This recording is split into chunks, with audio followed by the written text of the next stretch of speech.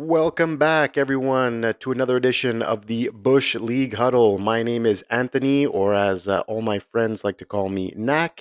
I've got my co-stars here, Raj and Fab. What's up, boys? What's up? Salute. Um, quick little shout out to Italia, bro. What a game that was this afternoon. Had to wait to the last second, the 98th minute to be exact, to have a draw with Croatia and go through to the round of 16. But as we both know, Fab, they never make it easy for us, right? No, it was a stressful second half. I was frustrated. I don't think I've ever been more upset about us qualifying as I am today, just because of like how it happened and like what they had to do. And it's just Yeah, I'm because it feels happy. like it doesn't deserve it, right? Yeah, like I'm happy we made it through, sure, and we actually have a decent matchup against Switzerland, right? Hey, But Swiss has then played good.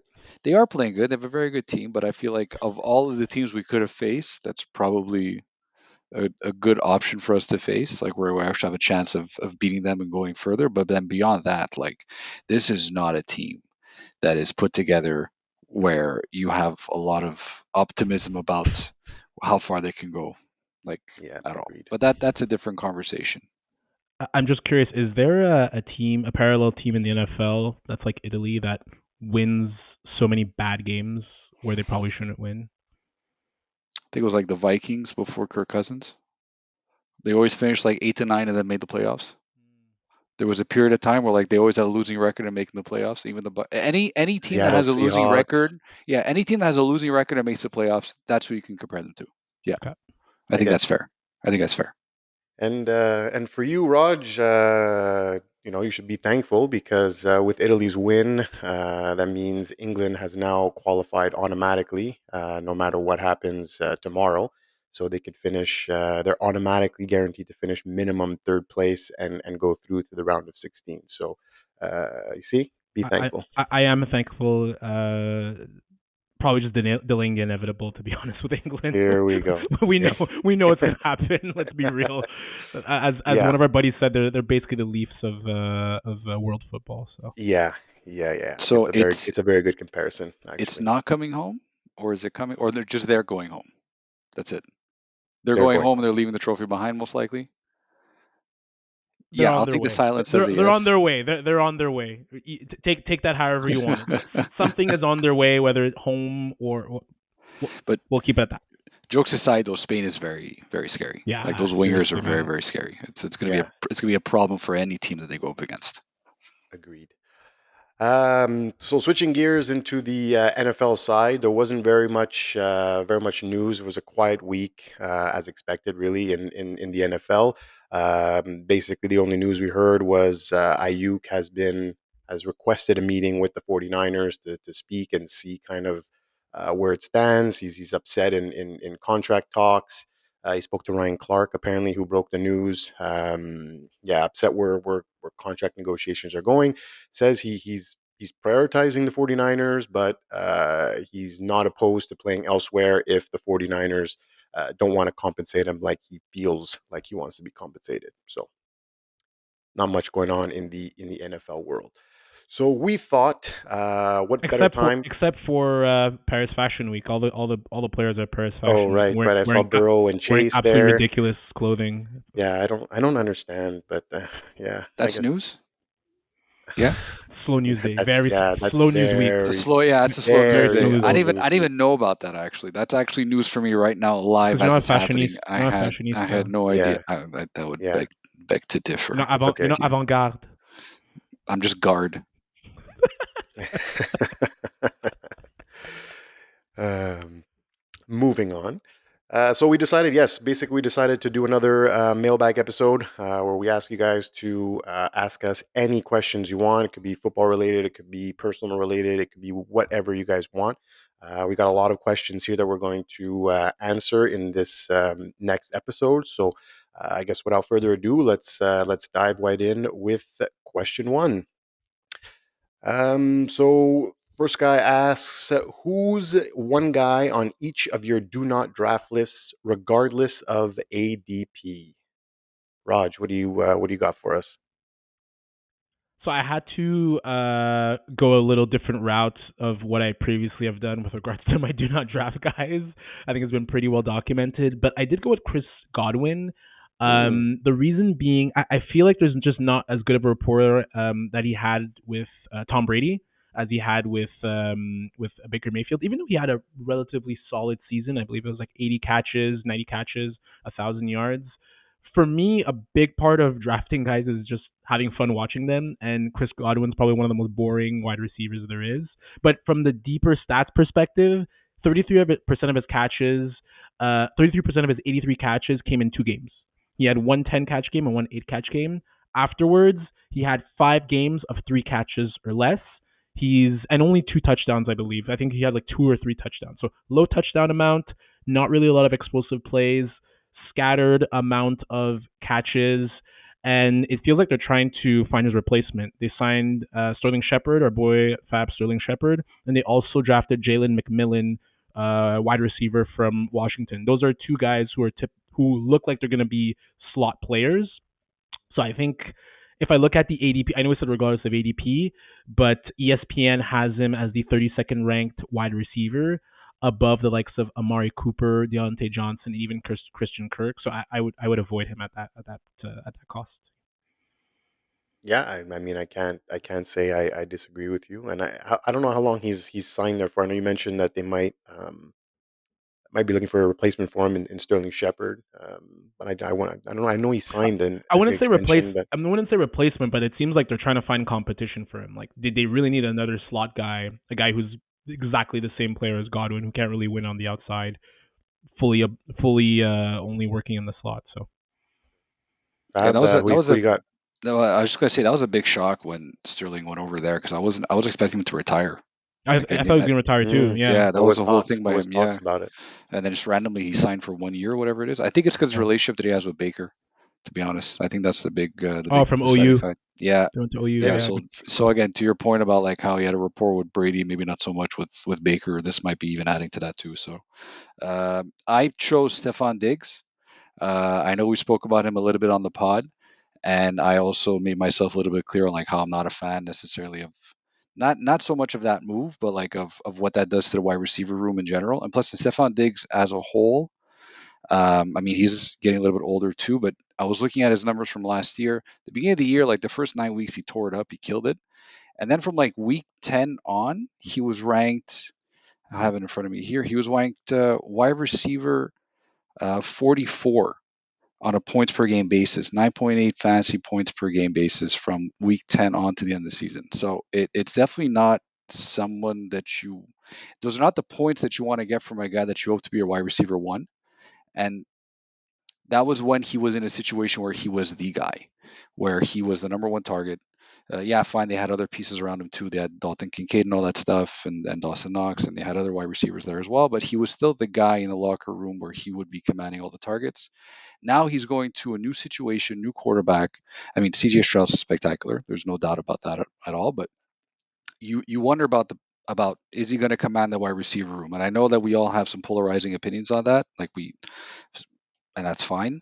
I don't know if he will or if he should necessarily. And because of that, like I have a little bit of pause just drafting him because there's so much uncertainty right now. Like CJ, I don't have any uncertainty drafting CJ Stroud. I have uncertainty drafting his wide receivers, especially where they're going. Like I like Nico Collins a lot, but even him as a wide receiver one, he's going like wide receiver. His ADP right now is wide receiver 13. That's okay, but like Diggs at wide receiver 19, when there's guys like Cooper Cup, DK Metcalf, Amari Cooper, which you know have a much stronger chance of commanding a lot more targets and really being the guy there and being the number one, the alpha. And Diggs might think he's an alpha still, which I'm sure all wide receivers do. I just don't know necessarily if that offense sees him that way. And for me, like that's why I'm fading him on all my drafts.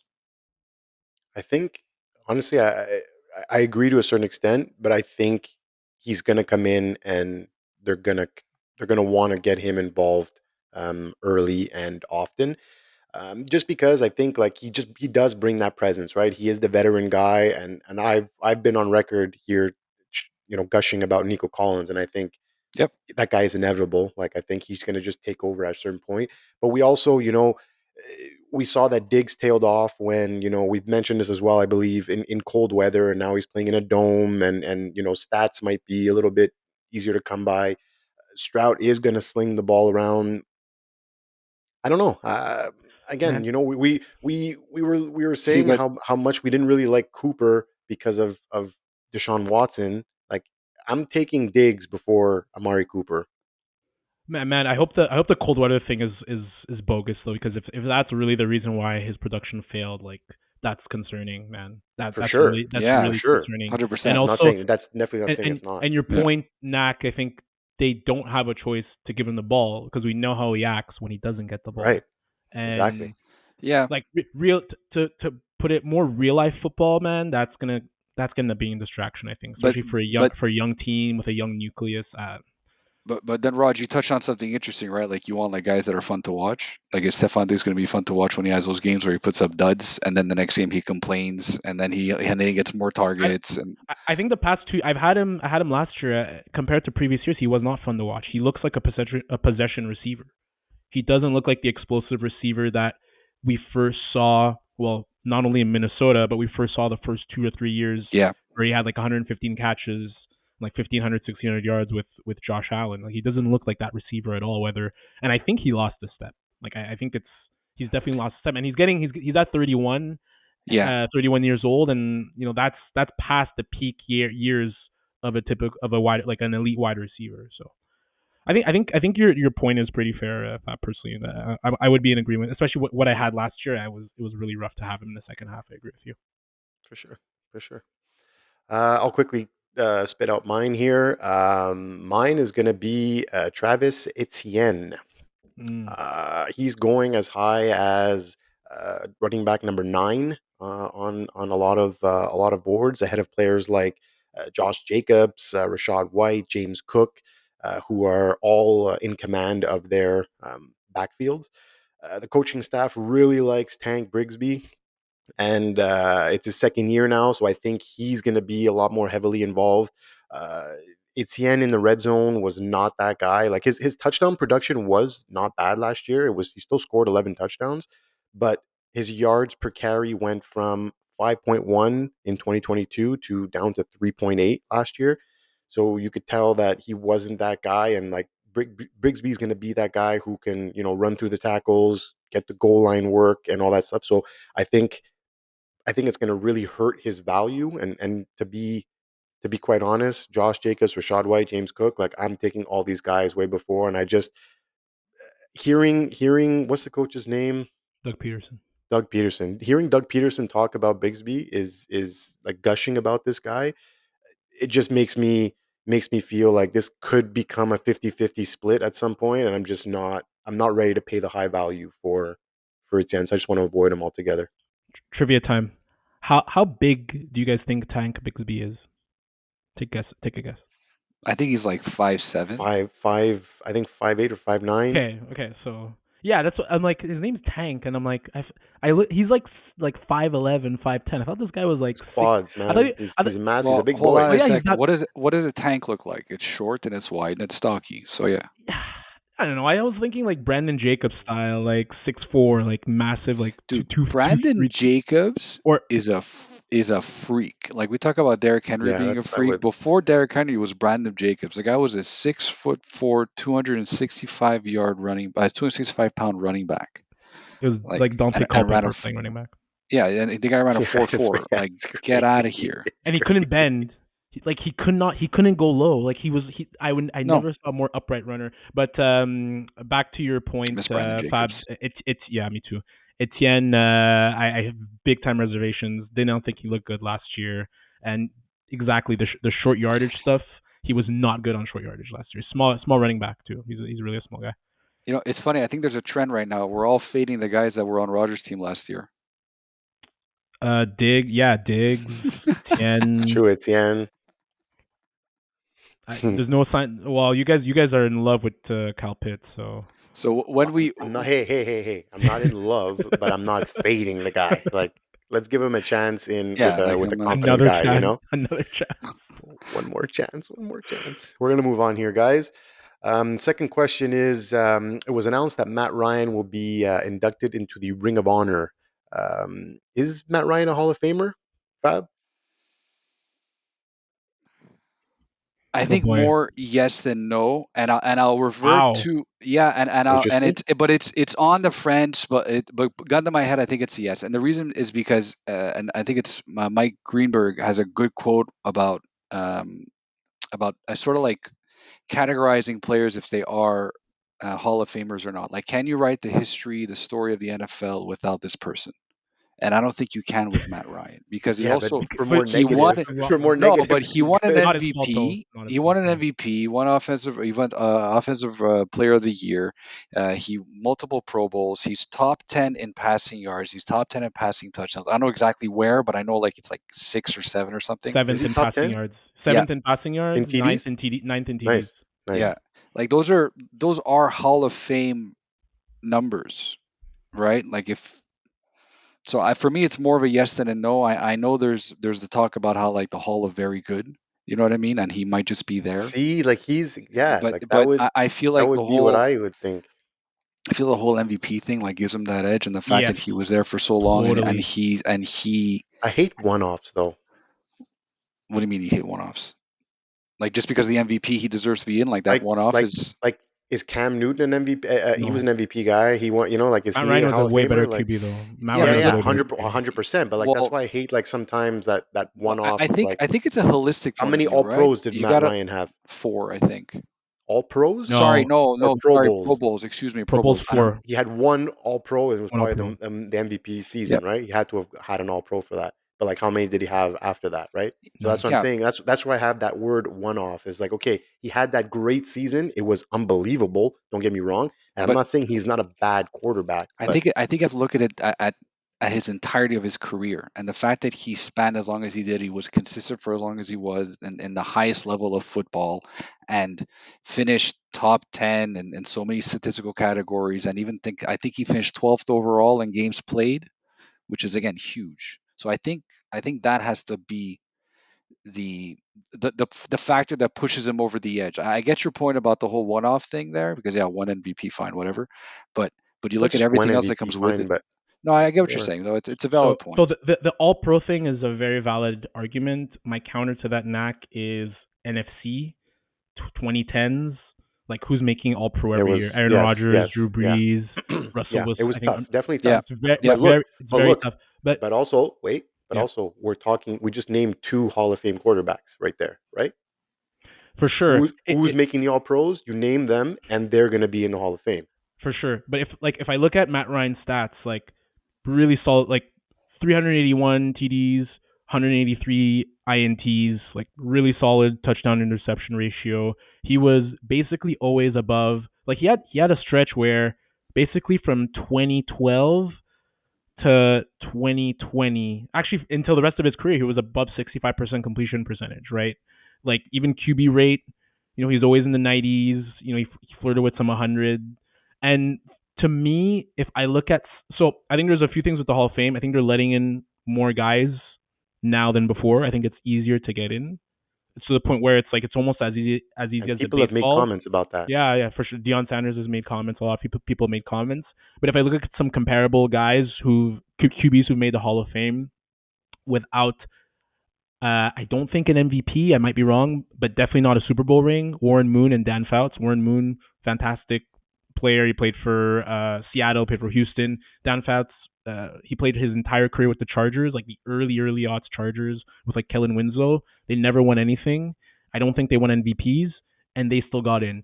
Granted, it's the early NFL where they kind of set the bar in terms of new age passing, but I think those are guys that help Matt Ryan get in because, to Fab's point, really good body of work. Played almost in his entire career with one guy. The 2016 season, I think, gets him in, and I Mm. hate for him that they didn't win it because he was fantastic that season. He was fantastic in the playoffs. He was fantastic in the Super Bowl. But Kyle Shanahan, we saw he just can't complete he can't complete games in the big time moments. So for me, he's a Hall of Famer. I'm just surprised Fab didn't take this time to mention Eli Manning. Yeah, let's Well, not even give him the opportunity. well, there's nothing to Well, mention. Honestly, He's first ballot, guys. You heard it here okay, first. He's that's a first question ballot. for another day. There's no question about Eli The guy Manning, so still let's holds just the move on. record for most Let's passing yards move in the on. playoffs. With Honestly, we'll end with this though. Like he is part of the two biggest collapses in NFL history, which is yes, that Super Bowl where it was 28-3 late third quarter, and then there was also the 33 nothing halftime lead against the Vikings, which they came back and won. I think it was 36-33 if I'm not mistaken. Shit, I forgot So about he'll that one. always have that blemish or those two blemishes Yeah. on his resume, which I understand it's not all him, but at a certain point you're Yeah, up yeah. 33, you got to I mean, close games. he's a- You're up 25 with one quarter to go in the Super Bowl, you got to close that out. Got to make some first but do you downs. think he's in that? I don't think. I don't know if maybe I missed it, but Honestly, I don't think he's first ballot. If he yeah. gets in, I wouldn't be surprised, but it also would not like shock me if he didn't go in. Like I wouldn't be totally shocked, but I look, I'll lean a little bit more to yes, but it's very fringe. I I know, think. we got to move on, guys. But I'm just really curious. Do you guys think Phil Rivers is in?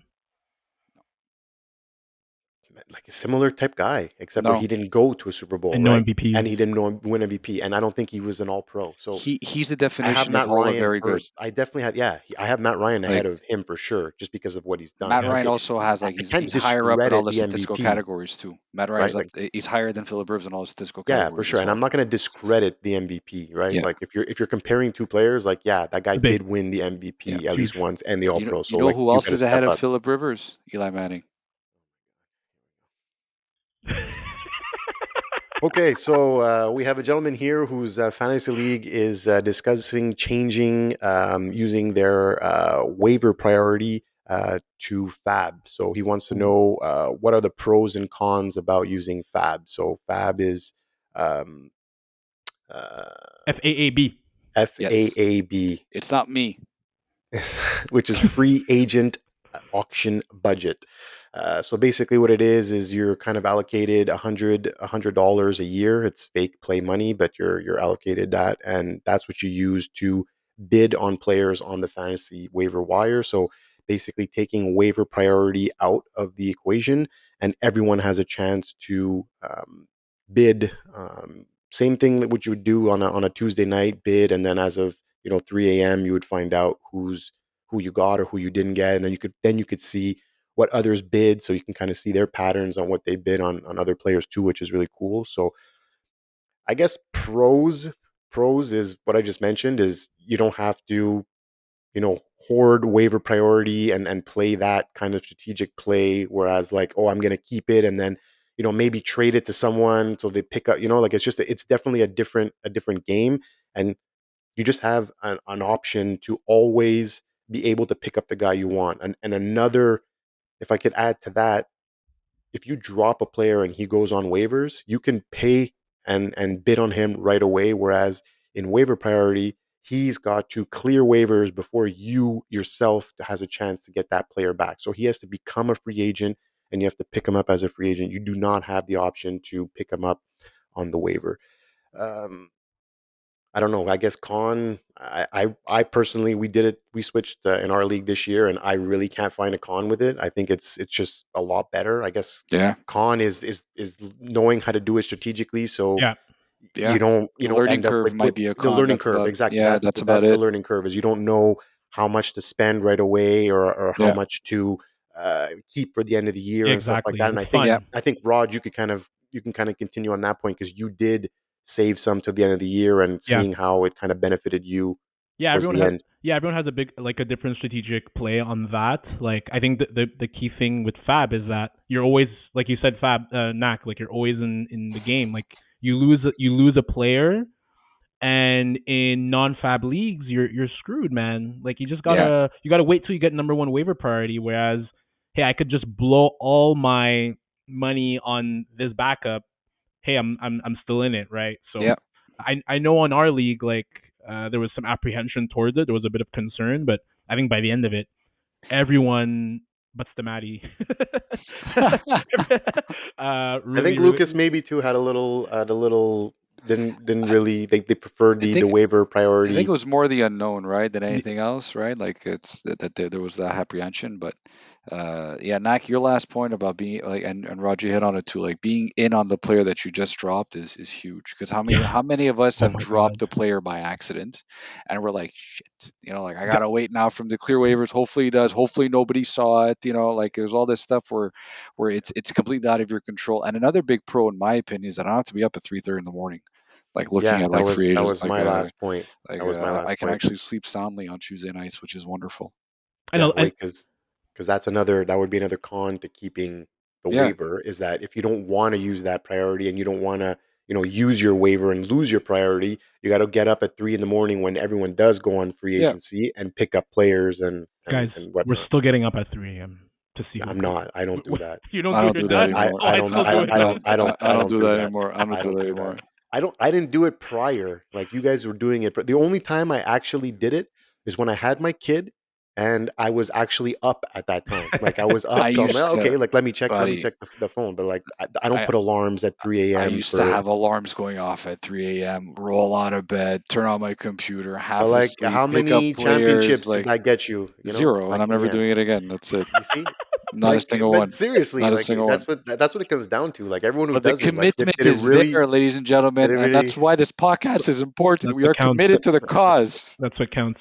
And look, I actually the question that follows here will give you kind of an example of what it looks like when early on into the season and someone comes down. So they ask if a player like CMC goes down week one, how much FAB are you spending on his backup if knowing he's out long term, whereas it could be season, Okay. half the season, whatever it is. Like what do you guys think, Raj? Yeah, so it does depend on the injury, on the length.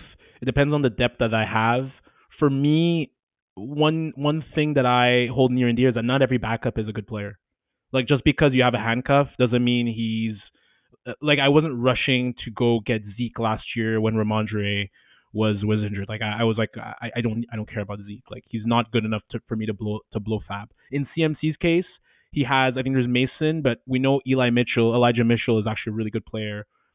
When Yeah, before CMC was traded for Mitchell looked like he was going to be a guy, right? So yeah. knowing how I am with regards to Fab money, that still a bit more conservative. If like a guy like Mitchell's case, where there's proof of concept that he's a good player, I'd be willing to go 30 to 40%. But if I have good replacements on the bench, maybe I'll go. Maybe I won't go as much. It really depends, right? Like, but I think if you have a really good read on if the replacement is good, I think you kind of have to go 30 to 40% if it's a long term injury. I agree with all your points except for the percentage. Like I'm like more like 50 to 60% because I was gonna say that. because it's and when I say I agree with your points is because the backup is not necessarily as good as the starter, and I think in CMC's case that's 100% correct. Although Elijah Mitchell has proven that he can be the guy, but CMC is a unicorn. He's a beast apart, right? Like so, it doesn't matter who you're going to be putting in his slot. You're never going to get those numbers of protection. You're never going to get the same numbers, but you're still going to get a guy that's going to command that backfield in that spectacular offense. And I think being sure that you're still going to get an every week starter, even he's probably still going to put you up RB1 numbers realistically. At worst, low end 100%. RB1. Yeah, 100%. So like a 60% of your budget, making sure that you're going to have a player for the remainder of the season, I think is where I'm standing on this. Like And wouldn't yeah. to agree with that point, basically with the fab, like this player, you're going to spend 40, let's say 40 to 60%. That's what I had, 40 to 60% on CMC's backup, knowing that he's gone long term. Let's say he's out for the year. okay. You're spending 40 to 60%. You have this guy from week one to week 15 or whatever it is, week 16, whenever it finishes, keeping money sometimes to towards the end, or you want to keep like a huge budget and you pick some guy up in week 13. That value that you spend on that guy is not the same value as if you had him for the whole season. And the guy I compare it to is Puka Nacua last year. After week one, balled out. I think Nick spent, I think it was 40% of his fab, and he had him for the remainder of the year, and that was a huge difference maker on his roster. I think going. Sorry, Fab, to cut you off. I think if that happens this year, same type of like Nakua production. I think it's going for more because I think we were kind of newbies. We're like, for oh, how sure. much do we put? Yeah. So yeah, Nakua in some of my leagues went for $70 yeah, at the beginning of the Yeah. year. Like, he's a league winner. Yeah, yeah, 100%. He yeah, wins. So was Kyron Williams, the same thing. And like I picked him up for like I think 40% of my, and I thought that was a lot at the time because again, you were completely apprehensive of using it. Then last year, a lot of budgets got busted in the first 2 or 3 weeks, like because that's when you see a lot of players that are coming out of the woodworks that nobody really But you expected. know what? And it's just something to take note of too from a fat budget perspective. To go back to the previous question about like pros and cons, like don't be surprised if a lot of your budget is being blown in the Yeah, first 2 or 3 weeks because but that's where the value is, right? yeah, and everybody has the same budget at the beginning, right? And everybody is wanting to get that league winner, and a lot of the times those guys they come out in the first 4 weeks of the season, realistically, right? With injuries, with new guys coming up, or rookies making a huge impact that you wouldn't necessarily expect them to make right away, and QBs, I think, is a big one. When QBs QBs go too, yeah, down, that's QBs, the QBs is biggest one. especially huge, for us. yeah, That's the in a especially for QB us, yeah, league. It's. I remember great point. Gardner Minshew. Remember Gardner Minshew went for like $46 last year. Oh yeah, That's why Sty was mad. I think because he lost Richardson, and Oh then right, Lynch. right, and he couldn't get he couldn't get Yeah. he couldn't get. But that's it. But you see, that's where it comes. Where I think now he's gonna have more experience, noting that like, hey, if you want your guy, sometimes you got to go pay for your guy, and Yes, I think but that's what I think it was Guido who picked him up, yeah, but and I Max, think that's that's what he end of the explained. He just season. But that's end of the season, Max. So you do. It's a damned if you do, damned if you don't. Where if you for blow too sure. much, like Look, man, you're you got to like be certain. You got and to be that's certain. yeah, and that's how you need depth. Like the first order of business is trying to draft a team where you have a good amount of depth. Easier said than One done, million percent. you know. But that allows you to But he say, was hey, depleted. he was That was depleted. depleted Yeah, at exactly. QB. Yeah. So Yeah. All right, we'll move on with that. Next question: with the contract concerns surrounding CeeDee Lamb and the downgrade, the QB downgrade for Justin Jefferson, is Tyreek Hill your clear cut WR1 in 2024? those three names, you put them in a bag, you take one out, there's your wide receiver one. I have no issue with it. I think, honestly, I think it comes down to preference. I think unanimously, everyone's going to go for CD Lamb as wide receiver one this year. A lot of people are putting them as their first ADP, and that's fine. He really blew up last year. JJ is still the king, and then Tyreek Hill is always going to be like a top end wide receiver. Like, it's just a matter of, do you think Tyreek Hill is going to give you wide receiver numbers when you're picking him at that spot? And if honestly, I can see that happening, for all the reasons that were just mentioned now. But at the same time, for me, I would still actually have Justin Jefferson as my number one, and then CD Lamb as two, and then Tyreek three. That's how I would go. And it's really like ask me tomorrow what's going to change. Like, I mean, we're talking about three guys that are exactly the same, in my opinion, for where they can be ranked. But Yeah, to answer I the mean, question quickly, no, all these other items do not concern me. No. I'm also gonna go CD Lamb first. There's zero competition. He's under contract, so he's got no leverage really. Like he's gonna be back. He's gonna be there week one, and he's gonna ball. I think he's your undisputed WR1 again this year. And as far as Justin Jefferson, I think he's QB proof. Last four games last year were with Nick Mullins, and he had multiple 120 plus yard games with I think three touchdowns down the stretch. So I think he's your number two for sure. And look, Tyreek Hill is just you still have Waddle there, right? So there is a chance where your numbers could dip a little bit. He's getting a bit older. I still have Lamb, Jefferson, Tyreek. But like you said, you put them in a blender and it could change overnight, right? It's really going to depend on what these guys do. But I think Lamb, there's zero competition for him. I have CD too. I think Tyreek will have a great season. The age 30 scares me a bit, and I think Yeah, I he's think older. this is his last really big year. Because at 31, and you start to see some of these elite wide receivers, they're not in the top five anymore of PPR, like fantasy points. They start ending up closer to like top six, top seven. They're not they don't become they don't stay as bona fide WR1s just like Diggs we're seeing. So Just quickly, CD Lamb averaged 0.2 points more per game than Tyreek Hill last year. So like we're talking about splitting hairs here, you know. So if you want to take Tyreek Hill number one overall or number one wide receiver, Yeah, he yeah, finished 25. I think it was 25 points more than him yep, last year. So it exactly, was 25 or 30 points more than him last year. No, no, for sure. I'm not disagreeing. I'm just saying Tyreek Hill has Waddle there, and Justin Jefferson has Addison, right? Who's still gonna, chew into it a bit. yeah, Like CeeDee sure, Lamb has Brandon Cooks, who's what, 32, 33. Like he doesn't have competition. Like he's just gonna get peppered again with close to 200 Yeah. targets. So yeah. I don't see that changing, barring injury, basically. Um, Next question is, where does Mostert get pick among running backs? So basically, right now they've got him slotted at about running back 24, which to me seems kind of correct. He's going. We're going to see him with who he's going before him. Before him, you have names like Stevenson, Connor, Kamara, Aaron Jones, Zamir White.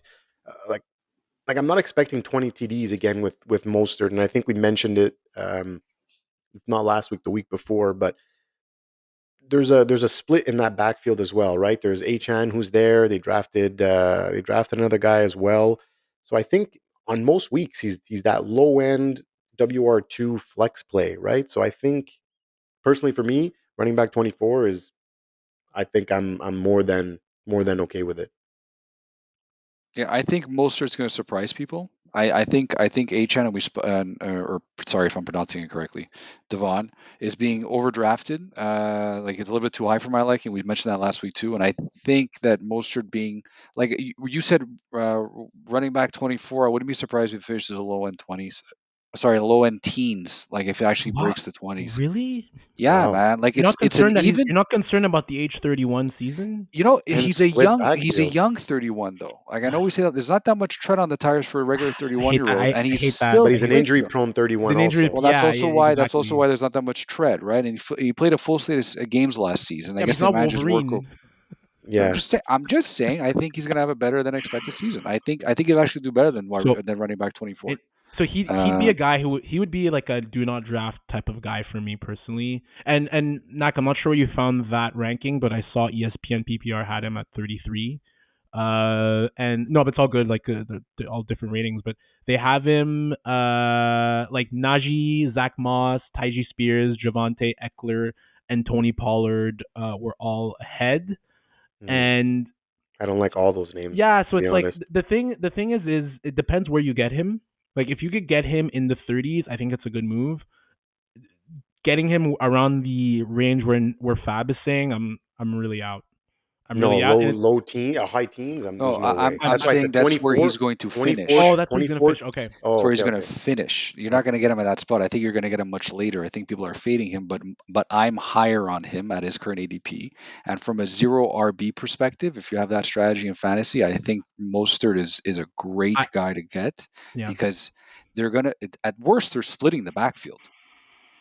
Like I at don't. worst, Then why as did they draft Jalen Wright though? Like it's just a Yeah, but at, weird. at worst, you're saying at worst, like at worst, the split backfields is not finishing. Like where did think about the split backfields, like where these guys finished in a split backfield. Whereas like if everyone is showing that Achan is going running back 9, that means there's some news out there somewhere that like Achan is going to be the starter, right? Like if like No. you think they I wouldn't I correlate think that every though. I wouldn't correlate yeah that. no I really you think don't no. like that big of a gap? You don't People think you see don't like think 7 Achan yards a starts? carry and they get like so excited with For Achan. And then sure, yeah, for they sure. got that But what he got an 80-point burger or whatever it was like that one game where he put up like 60 points and they get so yeah, listen, it's fantastic. But the reason why that happened is because you have Mostert in the background too. You know what I mean? Like I feel like they use their weapons very well and Mostert is still one of their weapons. moving on here. Next question. What is Demario Douglas's upside in New England's offense? Who's this guy? Pop Douglas. I had honestly at first I was like Demar like the linebacker. I was No, like, oh no, yeah, no. That's the Patriots. yeah, That it's guy, Pop he came on a Pop bit Douglas, last right? year. We're all talking about Pop Douglas. Pop, Yeah, it's Oh his yeah, nick. his nickname is Pop Douglas. Yeah, it's Yes, Pop Douglas. is yes, it? yes, Yeah, yeah. yeah. I don't know. Yeah, I don't that's know. that's how much we know about him. This So is a his upside. niche question. Yeah, look, I'm not going to spend too much time here. I think his upside is not great. That offense is terrible. Well, the wide And there's receiver room is there's crowded, by and the that's way. what I'm saying. Yeah, I'm Like, gonna say, look, there's Douglas, there's Bourne, there's Juju, there's Osborne. They just drafted that guy Polk and yes, Baker. yes, Right now, he's going as Douglas is going as wide receiver 75 off the Yeah, board, I didn't see him and ranked. Polk is going 78. Like, I will definitely take a shot at Polk before I draft Demario Douglas. Like, Polk is is rumored to be yeah. like really good and might have a bigger role in that offense, and we'll see what that offense looks like. But I don't know if I'm. This is kind of dart throw for me, and I'll go Polk before I go Well, Douglas. let's try to answer the question. So, what's his upside? Like wide receiver 4? Less. So you're wide receiver 5. So you think he's This gonna is finish like he's wide receiver 75 right now. Wide so? receiver That's wide 75. receiver 8 or something like that. That's like That's stash. nothing That's like drafted. that's exactly like, yeah, I don't even know if you're drafting this guy. If he's wide receiver 75, he's not going drafted. Well, not necessarily. If everyone has four, well, Uh, actually, yeah, it's true. well, you know who's That's going to draft him? The guy who asked this question. Ask the question. Yeah. Well, maybe not after he listens to the pod. I think we can move on. We got a little tight end questions actually coming up. Some interesting questions here. What tier do the top tight ends compare to the wide receiver tier? So I think I'm reading that as he means in what wide receiver tier are you more likely to take like a top tight end?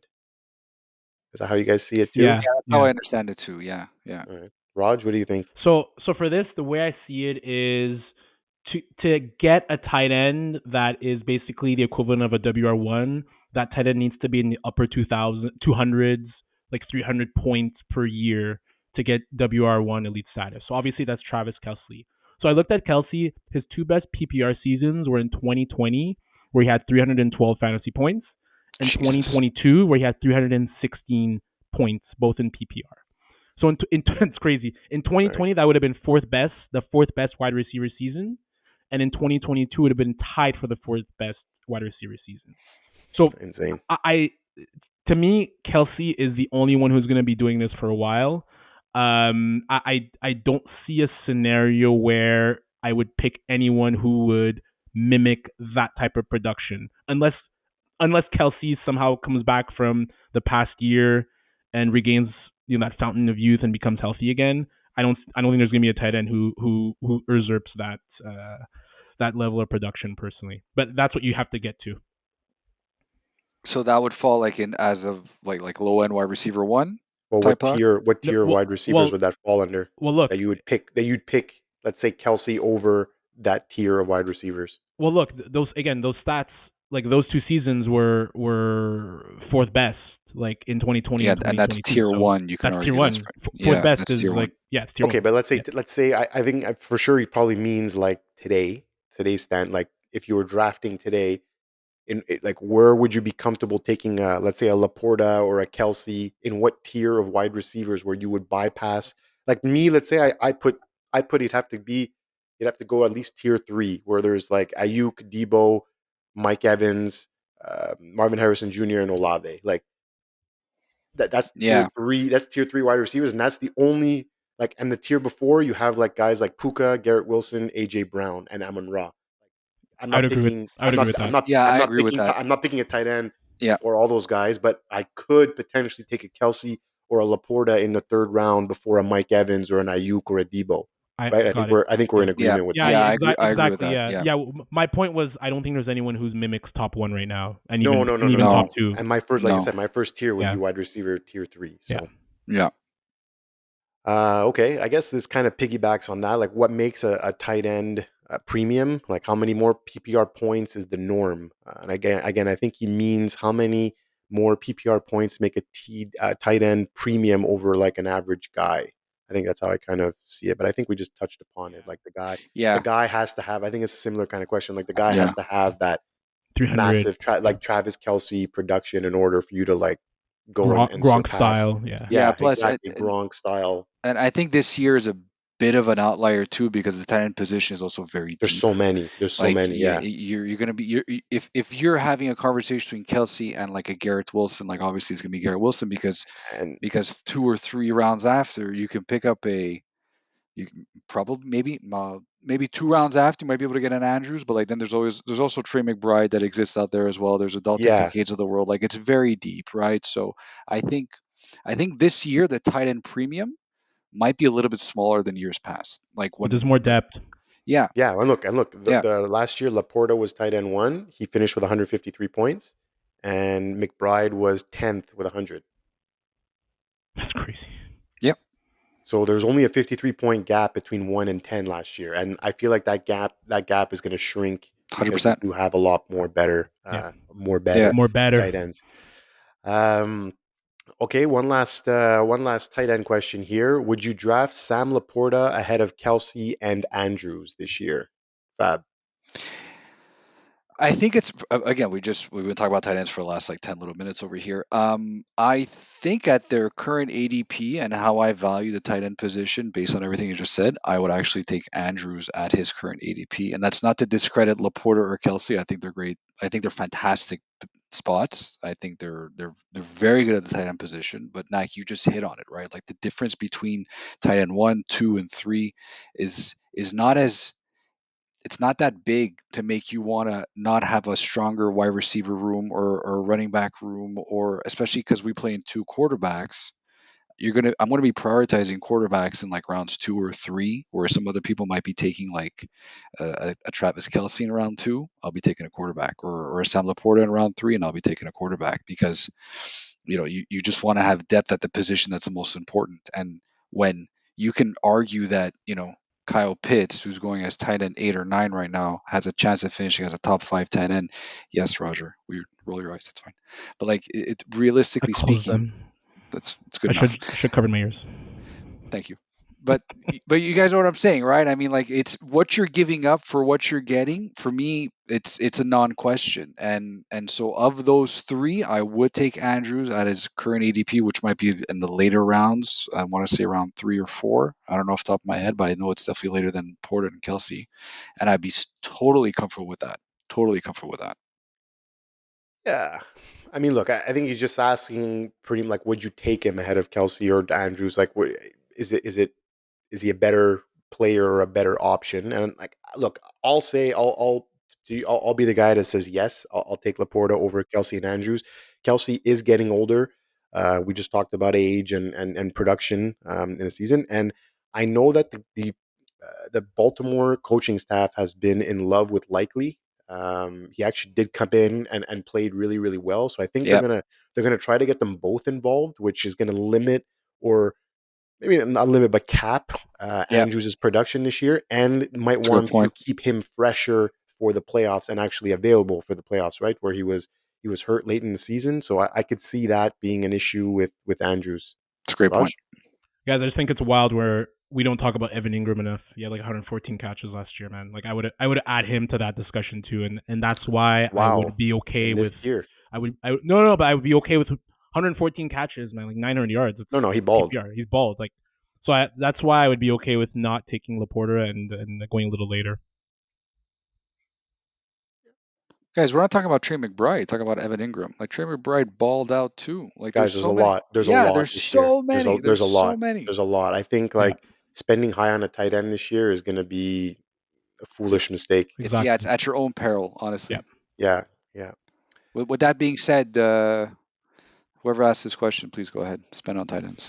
This person really, these people really are curious about tight ends. Yeah, there was a lot. There was a lot of tight end questions. It's good. It's good. Yeah, it Pause. was good. So we get to our final question here. This is actually a pretty cool one. I really really like this question. Both in their prime, who are you taking, Marshall Faulk or LaDainian Tomlinson? Raj, This is I know you're a huge fan of both. yeah. I love this era of football. This is really tough. Yeah, Fantasy, it's probably LT. Mm. Like he had like 9 double digit touchdown seasons. He has a single season rushing record of 31 TDs. He had like 2300 total scrimmage yards twice and 160 touchdowns total. But I think like I was going back and forth. I think I have to go Faulk because he was like, to me, Marshall Faulk is the best running back wide receiver, like out of the backfield Yeah. catching passes ever. Like Yeah. forget about Yeah. CMC. Like Yeah. he lined up at wide receiver constantly with the Rams. Greatest show on Yeah. turf. Greatest show Yeah. on turf. He had 5 straight seasons of 80 catches and 3 straight seasons where he had 900, 1,000, and 800 yards. Like absolutely electric stuff. But like it's why it's tough because I think their teams asked those guys to do different things. LT was more running up the middle. Falk was perfect for that offense. But stylistically and visually, I have to go Falk just by a hair. FAAB? I mean, I will go LT just for the stats that Roger was talking about too. Like if we're talking about his prime, so I'm taking out the best year he's ever had in his career, and you have that season of 28 rushing touchdowns and all that, and that's kind of what you want in a running back. But it's also, I mean, Roger hit on the the the receptions consistently for Marshall Faulk, right? And it's PPR monster, but I think we'll still go LT. But either way, you can't go wrong. You can't go Like wrong, this man. is, Yeah, this is, man. Like but this this is is that also was the first this thing is a I great said. It's like question such though. a This is great yeah, this is a question good because you could question. debate this, but me too. Look, they were both monsters in PPR fantasy football and regular football. Like they were literally both monsters, and they were cheat codes basically, right? Yeah, Like LT single handedly won you fantasy leagues, like without a doubt. Like 31 TDs. Like that was that's the like era. it But that doesn't make any sense. And honestly, the only reason why I chose LT in this whole discussion is because I remember watching him more than I did Marshall Faulk. I was more into football later on, and I saw LT a lot Yeah. more. That's my only reason for choosing LT over Faulk. But like that's it. I just want to add something else. So you know how like whenever whoever gets the first overall pick in their draft, like it's not always fun. Like I know Knack in your scenario, like it's easy to take Josh Allen, but years pass, right? It's always a little bit more difficult because you're not sure like which one, like which player to take, running back, wide receiver, quarterback. I think for the period that Falk and Tomlinson were like just owning the fantasy landscape, it was the one time where like it was fun having your number one pick, where like you knew the guy that you were getting was going to play all 16 Yeah. games. He's going to carry the rock the entire time. They're going to run the wheels off him, and he's going to bring you to fantasy point There was every single week, like nonstop. there was some Sean Alexander season sprinkled in there Yeah, too, where he was an absolute Oh beast. yeah. Yeah. yeah, that's I remember forgot about him. Yeah. Yeah. Well, that concludes all of our questions for this evening. I want to thank all of you guys who took the time to write us all these questions. Really much appreciated. We're definitely going to do this again. Definitely a segment that we love to do. We love answering the questions. And honestly, if you guys want hints or more ways to use, like you see the FAAB question, that was excellent. If there's anything you don't understand from fantasy perspective, we'd love to hear and answer questions. It could be any time. You don't have to wait for a mailbag episode either. So just comment on anything, like, subscribe. Um, you can go ahead and follow us on all the social media outlets. So we're on Instagram, TikTok, Twitter, all Bush League Huddle. On Twitter, it's without the E. You could watch us on Spotify, on YouTube, Apple, wherever really you get your podcasts. And yeah, guys, thank you guys once again. That concludes our episode tonight. So we'll see you guys again next week. Goodbye. Bye, everyone. Peace out.